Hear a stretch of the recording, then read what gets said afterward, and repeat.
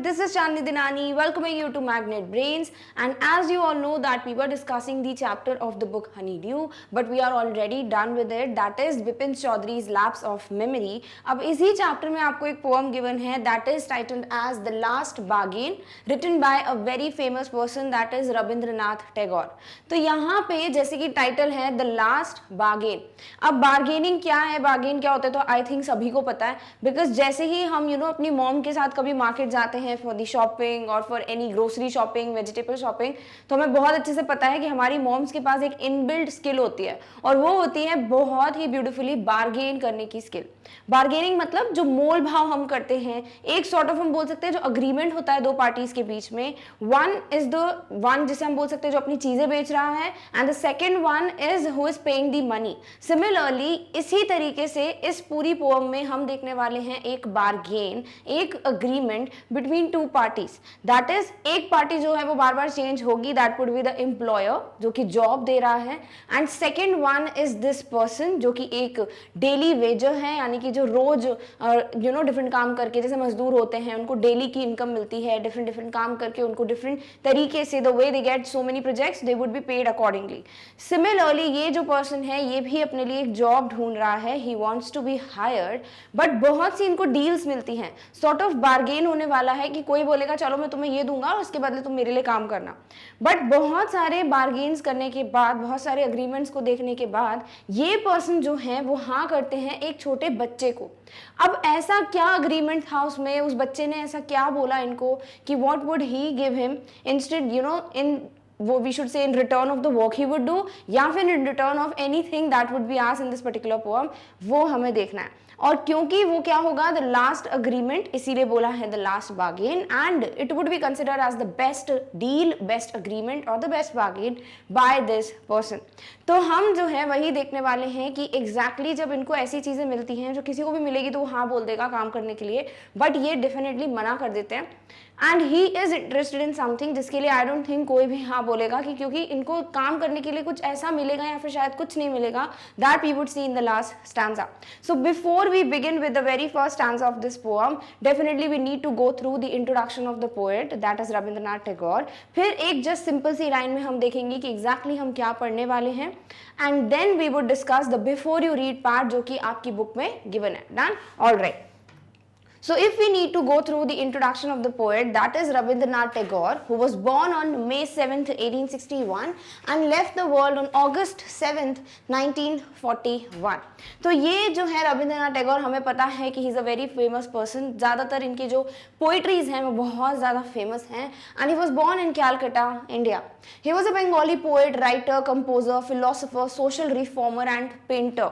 तो रविंद्रनाथ टैगोर जो है वो सिर्फ एक चीज़ ही नहीं करते थे या फिर एक ही फील्ड में स्किल्ड नहीं थे, बल्कि he had different skills in him, and those were he was also a poet obviously, जो कि हम बहुत अच्छे से जानते हैं. इनकी पोइट्रीज बहुत ज़्यादा फेमस हैं. He was a writer, stories भी लिखते थे, कंपोजर भी थे, ये म्यूजिक कंपोज करते थे. He has been a philosopher, social reformer जो सोशल वर्क करते हैं, जो चीज़ें ठीक करते हैं, एक तरीके का चेंज लाते हैं सोसाइटी में, एंड पेंटर, और ये पेंटिंग भी करते थे. So overall he has done a lot of things, and that's why we are very well versed with his name.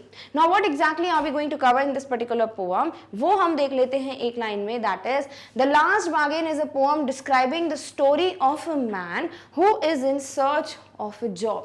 तो ये एक पर्सन है और वो डेली वेजेस अर्नर है, यानी कि जो रोज की इनकम कमाते हैं daily, not on monthly basis the way we get the salaries. And also वो जो है एक जॉब के सर्च में निकलते हैं. इनको डिफरेंट डील्स मिलेंगी, कह सकते हैं डिफरेंट अग्रीमेंट्स होंगे इनके, बट इनको किसी में भी इंटरेस्ट नहीं आएगा. And at the end finally ये सेटल करेंगे with a deal which we would understand कि is the most important thing in this world. Clear? अब आपको एक बिफोर यू रीड पार्ट दिया हुआ है. Let's just discuss what exactly is a bargain, what exactly are we going to discuss in this poem, and then we'll begin with the very first stanza. So a bargain is an agreement in which both parties promise to do something for each other, जो कि हम already discuss कर चुके हैं.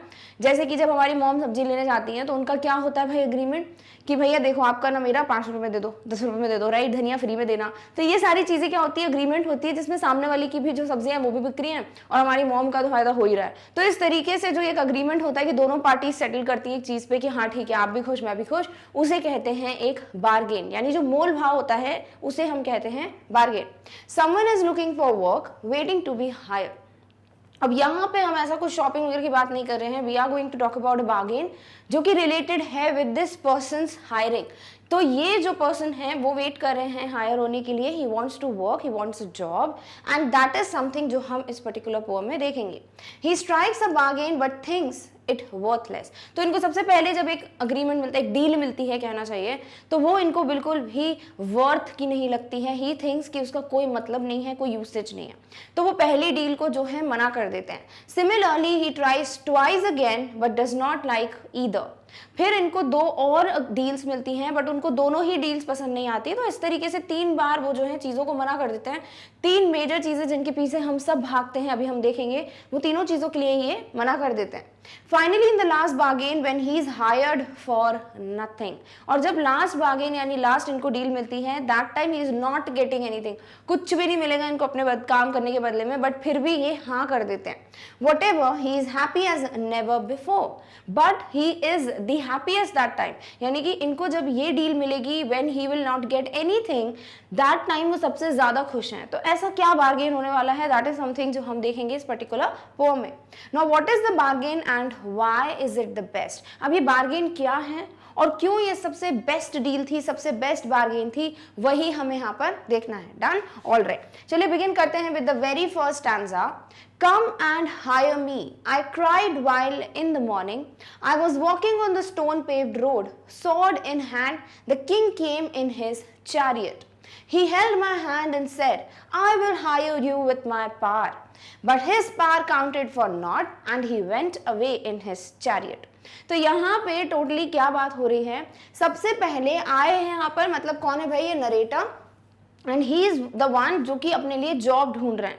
तो ये जो worker है या फिर ये जो पर्सन है जो जॉब के लिए अपने लोगों को ढूंढ रहा है कि कौन इनको सबसे बेस्ट डील देगा और ये काम करेंगे वहां जाके, तो ये बोलते हैं कि come and hire me, I cried while in the morning, कि सुबह सुबह मैं निकला और मैं यही चिल्ला रहा था कि जिसको भी जॉब चाहिए, कोई एम्प्लॉय चाहिए, कोई वर्कर चाहिए, तो मैं रेडी हूँ, मुझे हायर कर लो।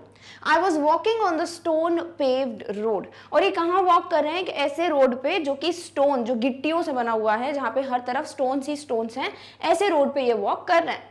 Sword in hand, the king came in his chariot.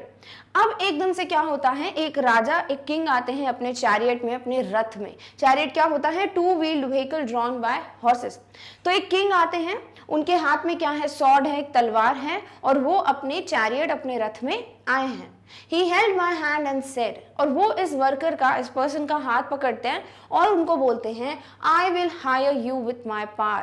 मेरे पास जो ताकत है मैं उससे तुम्हें हायर करूंगा, यानी कि मैं अपनी पावर का तुम्हें एडवांटेज दूंगा, और मैं अपनी पावर से, जो मेरे पास सबसे ज्यादा होती है, राजा के पास क्या होता है, राजा क्यों बोलते हैं, क्योंकि वो राज करता है, राइट, मतलब उसके पास पूरी पावर होती है, तो वो बोलते हैं कि मैं अपनी पावर से तुम्हें हायर करूंगा। But his power counted for not, but ये पर्सन बोलते हैं कि मैंने ये रियलाइज किया कि इसकी जो पावर है, राजा की जो ताकत है, वो कुछ भी मायने नहीं रखती है। नॉट मीन्स नथिंग, इसका मतलब ये जो ताकत है राजा के पास, जिसपे उनको लगता है कि मेरे पास सब कुछ है, जो घमंड है उनके, वो प्राउड है, उसका कोई भी इंपॉर्टेंस नहीं है, वो बिल्कुल भी वर्थ नहीं रखता है लाइफ में। And he went away in his chariot, तो इनकी डील जो है वो बिल्कुल डिनाई कर देते हैं, और इसीलिए किंग अपने चैरियट में वापस चले जाते हैं। So overall what we can see is, first of all, this person is walking in the morning, during morning time, and he is crying or he is shouting that I want to be hired. Now he is walking on a stone paved road. अब ये जो stone paved road है ना, इसका indirectly मतलब पता है क्या है, जो लाइफ में ट्रबल्स होते हैं, जो डिफिकल्टीज होती हैं, तो उस वक्त वो वॉक कर रहे हैं, वो देखना चाहते हैं कि उन डिफिकल्टीज से वो ऑब्वियसली बाहर आना चाहते हैं, so he wants someone to help him with a job. अब जब वो ऐसे डिफिकल्ट रोड पे वॉक कर रहे हैं, that time a king comes in his chariot, that is his two wheels vehicle which is run by a horse, और वो उस गाड़ी में बैठे, अपने चैरियट में बैठे हुए आते हैं, and he tells this person that I am going to hire you with my power, but this man realizes that the power of the king counts for nothing and he denies to accept the deal. तो overall यहाँ पे poet क्या कह रहे हैं कि जो सबसे पहली चीज है वो है पावर, वो है ताकत, जो हर किसी को चाहिए इस दुनिया में, राइट। वो भी उनको मिलती है तो उनके लिए ये बेस्ट डील नहीं है, बेस्ट अग्रीमेंट नहीं है। तो वो पहली चीज हमें ये सिखा रहे हैं कि पावर भी इंपॉर्टेंस नहीं रखता है। फिर क्या इंपॉर्टेंस रखता है, let's see that in the next stanza.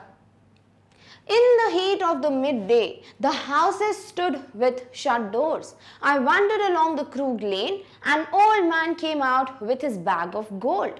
He pondered and said, I will hire you with my money. He weighed his coins one by one, but I turned away.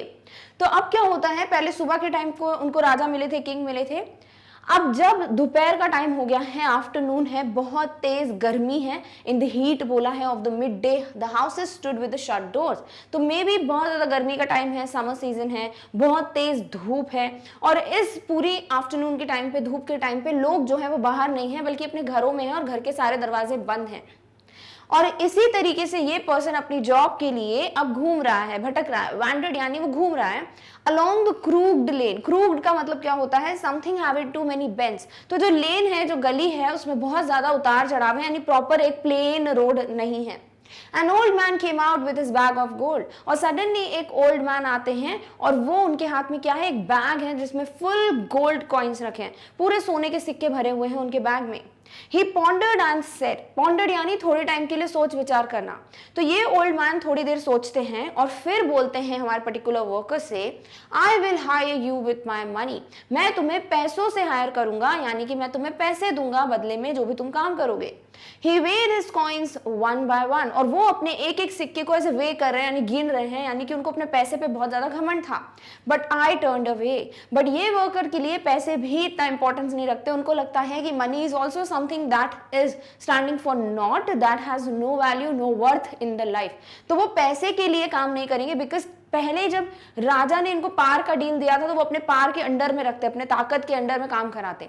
यहाँ पे ये पर्सन अपने पैसों की धौंस जमाता, अपने पैसों के अंडर में काम कराता है इस पर्सन से। तो ना ही पावर इंपॉर्टेंस रखती है वर्कर के लिए, ना ही पैसा। तो ओवरऑल अगर हम यहाँ देखें तो नेक्स्ट जो हमारी क्वालिटी या नेक्स्ट जो बात की गई है वो है वेल्थ की, वो है मनी की। तो यहाँ पे ये बोला गया है कि ये जो वर्कर हैं उनके हिसाब से मनी भी उतना वर्थ नहीं रखती है लाइफ में। Everything is not just about wealth, about money. So now it's the afternoon time. The worker is wandering. He is walking in along the crooked lane, जो कि थोड़ी bend है. And now he finds an old man with a bag full of gold coins. This man thinks for a while and then he says to this worker that I am going to hire you with my money, with my gold coins. And he started weighing or counting one by one all the coins that he had in his bag.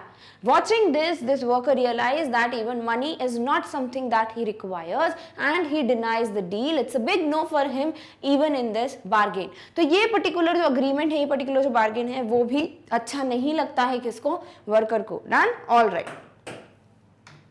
Next is it was evening. अब शाम हो गई है। The garden hedge was all aflower. शाम हो गई है, the garden hedge जो है अभी हम डिस्कस करेंगे। चलो let's read all the lines first of all. The fair made came out and said I will hire you with a smile. Her smile पेल्ड and melted into tears and she went back alone into the dark. अब धीरे धीरे अगर हम parts of the day की भी बात करें तो पहला हमें मॉर्निंग दिखा है, इसका मतलब होप है, नई सुबह, नई आशा, नई उम्मीद, उसे कहते हैं न्यू होप्स जो है, न्यू बिगिनिंग्स जो हैं, वो सिग्निफाई कर रहा था फर्स्ट स्टैंजा में मॉर्निंग। फिर आफ्टरनून हुआ जब बहुत ज़्यादा गर्मी है, बहुत ज़्यादा प्रॉब्लम्स हैं, बहुत टफ है ये सिचुएशन के साथ डील करना, फिर भी उनको एक उम्मीद है कि शायद कोई आएगा, but the doors are shut. अब हो गई है इवनिंग, यानी अब अंधेरा हो रहा है, होप्स जो हैं वो धीरे धीरे गिर रहे हैं, the person is going to lose all his hopes. And finally he saw the garden hedge was all a flower. तो वो मूव कर रहे हैं और वो देखते हैं कि जो गार्डन हेज है, हेज का मतलब क्या होता है, फेंस, बाउंड्रीज। जैसे अगर आपने कभी गार्डन्स में देखा हो तो कहीं कहीं पे यही जो फ्लावर्स होते हैं या जो लीव्स होती हैं उन्हीं की पूरी बाउंड्री क्रिएट की जाती है, ठीक है। जैसे कि अगर आप यहाँ पार्क देख रहे हो तो ये जो बाउंड्री है, पूरी कवरिंग है, वो किससे बनी हुई है, वो इसी गार्डन के लीव्स से बनी हुई है, प्लांट से बनी हुई है, इसे कहते हैं गार्डन हेज। और यहाँ पे फ्लावर्स ही फ्लावर्स थे, it was all blossoming, it was all beautiful. The fair maid came out and said, I will hire you with a smile. और एक ब्यूटीफुल सी मेड आती हैं जो मे बी इस गार्डन का ध्यान रखती हैं और वो आके बोलती हैं कि मैं तुम्हें अपनी स्माइल के बदले में हायर करूंगी। इट मीन्स वो अपनी ब्यूटी का जो पार है वो बता रही हैं कि I will hire you with my beautiful smile. Her smile paled and melted into tears. और फिर धीरे धीरे ये जो वर्कर है उन्होंने रियलाइज किया कि भाई स्माइल भी फॉरएवर नहीं टिकने वाली है. धीरे धीरे this girl she had a smile which was beautiful, but वो भी पेल हो गई, फेड होने लगी एंड मेल्टेड इनटू टीयर्स. और ये स्माइल जो है वो किस में चेंज हो गई, आंसुओं में, टीयर्स में. And she went back alone into the dark. और फिर वो वहां पे से वापस चली गई. अब इनटू द डार्क का मतलब क्या है कि वर्कर के लिए सारे होप्स जो हैं वो फिनिश हो गए हैं, दे आर लाइक एंडेड. क्योंकि अब क्या हो गया भाई, देखो सुबह के टाइम पे भी इनको पार का मिला था, देन आफ्टरनून में इनको पैसों की वजह से मिला कि पैसों के बदले में तुम्हें हायर करूंगा. थर्ड टाइम उनको कोई ब्यूटी यानी कि स्माइल से बोला कि मैं उससे तुम्हें हायर करूंगी, बट ये सारी ही चीजें उनको सही नहीं लगती. एंड फाइनली ये जो मेड है वो चली जाती है किसी अंधेरे में, यानी कि अब होप्स जो है वो एंड हो गए हैं किसके, इस वर्कर के. डन. सो ओवरऑल अगर हम यहाँ पे बात करें तो पोएट किसकी, ये जो नरेटर है कहना चाहिए इनफैक्ट, वो किसकी बात कर रहे हैं, ब्यूटी की. क्लियर. तो पहले किसकी बात हुई थी, पार की. लोग पावर से अट्रैक्ट होते हैं, राइट, ताकत है इसके पास, सब कुछ है. सेकेंडली हम वेल्थ, पैसे से अट्रैक्ट होते हैं, वो भी इस वर्कर के हिसाब से लॉन्ग लास्टिंग नहीं है, फॉरएवर नहीं रहने वाला, और वो खुश नहीं है इस बार्गेन से. थर्ड चीज है ब्यूटी. ब्यूटी से भी ऑल्सो गेट अट्रैक्टेड, राइट. तो उसको भी देख के ये मना कर देते हैं. And this deal was also not worth for the worker. Clear. अब एग्जैक्टली क्या चीज है जो इस वर्कर को चाहिए, that we are going to see in the next stanza. The sun glistened on the sand, and the sea waves broke waywardly. A child sat playing with shells. He raised his head and seemed to know me, and said, I hire you with nothing. From henceforward that bargain struck in child's play made me a free man. Finally, last stanza आता है. Finally ये worker जो है वो agree करेंगे काम करने के लिए. होता क्या है, हमने देखा मॉर्निंग हो गई थी भाई, किंग वाला जो हमने सीन पढ़ा. देन हम देखते हैं आफ्टरनून का सीन, जब ओल्ड मैन गोल्ड कॉइन्स के साथ आते हैं. थर्ड टाइम हम देखते हैं शाम हो गई है, यानी कि अब डार्क भी हो गया लास्ट में, यानी रात हो गई है, पूरा दिन खत्म. और उस वक्त वो ब्यूटी की उनको डील मिलती है, बट वो उसको भी डिनाई कर देते हैं. Next day new day is there, क्योंकि सन ग्लिसेंड का मतलब the sun is shining on the sand, beach का साइड है, और वहां पे सैंड पे ये जो सनशाइन है, it's like we should say sparkly, यानी बहुत तेज जो है सूरज की रोशनी चमक रही है सैंड पे. तो ये क्या है, न्यू डे है, यानी new hopes, new beginnings.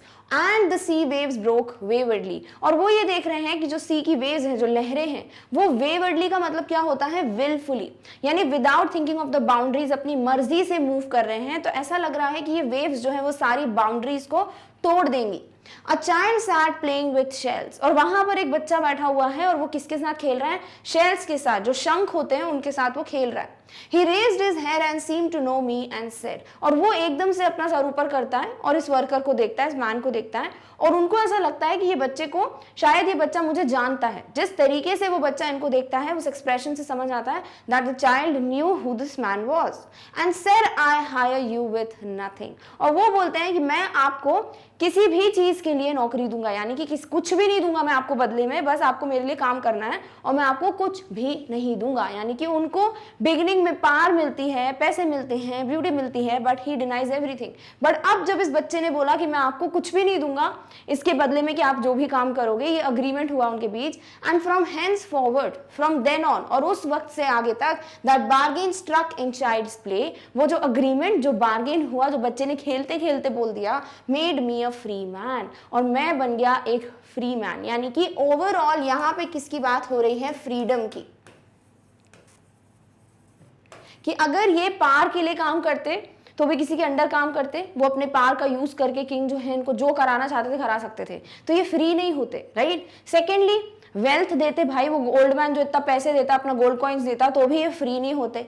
Third thing, वो जो लेडी है वो अपनी स्माइल से भी कुछ भी करा सकती है, तो अगेन वो फ्री नहीं है. बट यहाँ पे ये जो बच्चा है वो कुछ ऐसा नहीं बोल रहा है कि मैं आपको इसके बदले में ये दूंगा, तो वो कभी भी ये चीज नहीं बोलेगा कि भाई मैंने तुम्हें ये दिया तुम ऐसे काम करो. सो ओवरऑल वो ये देखते हैं कि बाकी तीन चीजों में उनको फ्रीडम नहीं थी, वो आजाद नहीं थे, बट यस यहाँ पे वो आजाद हैं कि वो जब चाहें जैसे चाहें वैसे जी सकते हैं. सो फॉर द पोएट, और according to the poet he wants to tell us कि लाइफ में कितनी भी चीजें मिल जाती है ना, बट अल्टीमेटली हम चाहते क्या हैं कि हम फ्री रहें, हमारे पास फ्रीडम हो, जैसा हम चाहते हैं वैसा करें. जैसे बोलते नहीं my life my rules, but होता है कैसा नहीं, बट एवरीबडी वांट्स दैट. तो ये बहुत ही एक शॉर्ट सी पोएम थी आपको ये बताने के लिए कि we get attracted towards power, towards wealth, towards beauty, all these materialistic things, but these are not of any worth in our life. But yes, ये जो फ्रीडम है वो बहुत बहुत ज़्यादा इंपॉर्टेंस रखती है लाइफ में, वो जो इनोसेंस है बच्चे की वो बहुत ज़्यादा इंपॉर्टेंस रखती है, और वही चीज़ इस पर्सन को समझ आती है। And finally this is the last bargain, obviously सबसे आखिरी में इनको ये डील मिलती है, and it is the best one for him. So we got the answer why, what is the last bargain जो बिफोर यू रीड में पूछा था, and why it is the best one. Done. अब क्योंकि पूरी poem में बात ही इसकी हुई है कि जो भी बार्गेन हो रहे हैं, जो भी अग्रीमेंट्स हो रहे हैं, और सबसे आखिरी वाला बार्गेन था जो कि इंपॉर्टेंस रखता था वर्कर के लिए, इसीलिए ये टाइटल क्या है, बिल्कुल जस्टिफाइड है, बिल्कुल सिग्निफिकेंट है, क्योंकि लास्ट बार्गेन से अच्छा कोई टाइटल इसको नहीं मिल सकता था। Clear? All right. So with this we finally come to an end of the explanation of all the stanzas of the poem The Last Bargain. I hope जो poet यहाँ पे आपको convey करना चाहते थे that you understood exactly what is the things or what are the things that hold an importance in our life and what we should look for. Like we should get attracted for the freedom, not beauty, wealth or power. Clear? तो ये बहुत ही beautiful सा message convey किया है poet ने, but yes, we need to discuss the summary once again of the overall poem that we are going to do very soon in the next video. So till then, take care of yourself. और इस topic की notes की link आपको description box में मिल जाएगी. Thank you so much for watching. Bye.